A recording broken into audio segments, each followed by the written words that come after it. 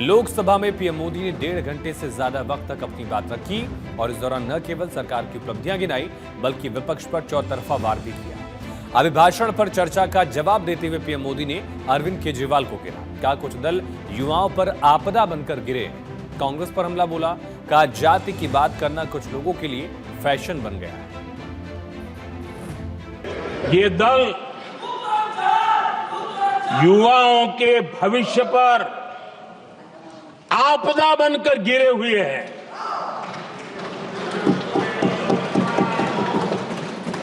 आदरणीय अध्यक्ष जी, हम कैसे काम करते हैं ये हरियाणा में अभी अभी देश ने देखा है। बिना खर्ची, बिना पर्ची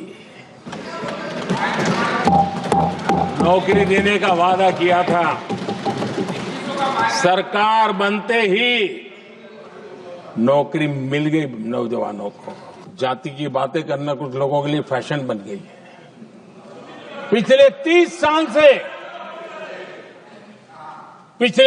साल से सदन में आने वाले ओबीसी समाज के सांसद दलों के भेदभाव से ऊपर उठ करके एक होकर के 30-35 साल से मांग कर रहे थे कि ओबीसी कमीशन को संवैधानिक दर्जा दिया जाए। जिन लोगों का आज जातिवाद में मलाई दिखती है, उनको उस समय ओबीसी समाज की याद नहीं आई।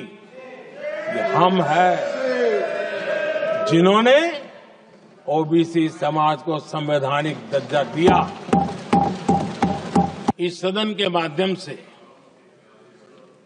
देशवासियों को उनके सामने एक अहम सवाल रखना चाहता हूं। और अध्यक्ष महोदय, जरूर देशवासी मेरे इस सवाल पर चिंतन भी करेंगे और चौराहे पर चर्चा भी करेंगे। कोई मुझे बताएं, क्या एक ही समय में संसद में एससी वर्ग के एक ही परिवार के 3 सांसद कभी हुए हैं क्या? एससी वर्ग के एक ही परिवार के 3 सांसद कभी भी हुए क्या? JF केस फॉरगॉटन क्राइसिस नाम की किताब है। ये किताब एक प्रसिद्ध फॉरेन पॉलिसी स्कॉलर ने लिखी है और इसमें महत्वपूर्ण घटनाओं का जिक्र है। इस किताब में भारत के पहले प्रधानमंत्री और वो विदेश नीति को भी नेतृत्व करते थे। इस किताब में पंडित नेहरू और अमेरिका के तब के राष्ट्रपति जॉन एफ कैनेडी के बीच हुई चर्चाओं और निर्णयों का भी विस्तार से वर्णन है। हमारा संविधान हमें भेदभाव करने का अधिकार नहीं देता है। जो लोग संविधान को जेब में लेकर के जीते हैं, उनको पता नहीं है कि आपने मुस्लिम महिलाओं को कैसी मुसीबतों में जीने के लिए मजबूर कर दिया था।